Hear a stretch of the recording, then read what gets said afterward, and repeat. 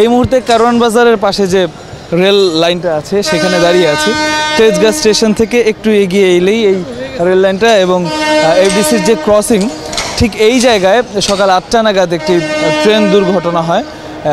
Jamuna express ট্রেনটি এখানে কিন্তু লাইনচ্যুত হয়েছে। আমরা যেটা দেখতে পেরেছি যে তেজগাঁ রেল ক্রসিংটা পার হওয়ার পরপরই কিন্তু এই দুর্ঘটনাটা হয়।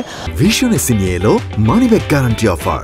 1 মাস ব্যবহার করে সন্তুষ্ট না হলে সম্পূর্ণ টাকা ফেরত। কোচগুলো থাকে, সেই কোচের ইকুয়ালাইজিং ভিম নামে একটা যন্ত্রাংশ ভেঙে যাওয়ার ফলেই কিন্তু লাইনচ্যুত হয়েছে। আমরা এখানে দেখতে পাচ্ছি যে ট্রেনের লাইনের যে ক্লিপগুলো আছে সেই ক্লিপগুলো কিন্তু লম্বা জায়গা থেকে একদম ক্লিপগুলো কিন্তু ভেঙে গেছে এবং সেগুলোই মেরামতের কাজ চলছে। আমি যদি আমার একটু ওই দিকটাই দেখাই, সেগুলোই কিন্তু মেরামতের কাজ চলছে। আমরা যতটা জানতে পেরেছি যে এই দুর্ঘটনার পরপর কিন্তু ঢাকায় যে ট্রেনগুলো ঢোকার অপেক্ষায় ছিল, বিভিন্ন আন্তনগর ট্রেন যেগুলো ঢাকার বাইরে থেকে ছেড়ে আসছিল সেগুলো কিন্তু ঢুকতে পারেনি।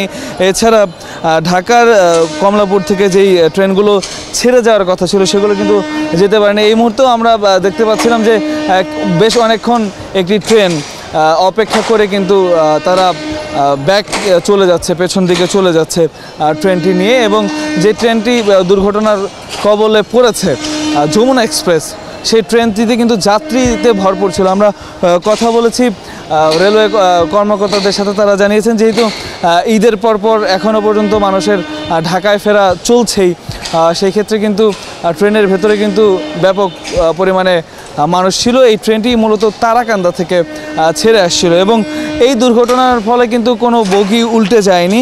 ট্রেনটি স্বাভাবিকভাবেই ছিল, শুধুমাত্র ট্রেনের যে চাকা সেগুলো কিন্তু লাইন থেকে একটু সরে গিয়েছিল এবং রেল লাইনের যে ক্লিপগুলো সেগুলো একটু ভেঙে গিয়েছিল এবং সেগুলো মেরামতের কাজ ইতিমধ্যেই চলছে।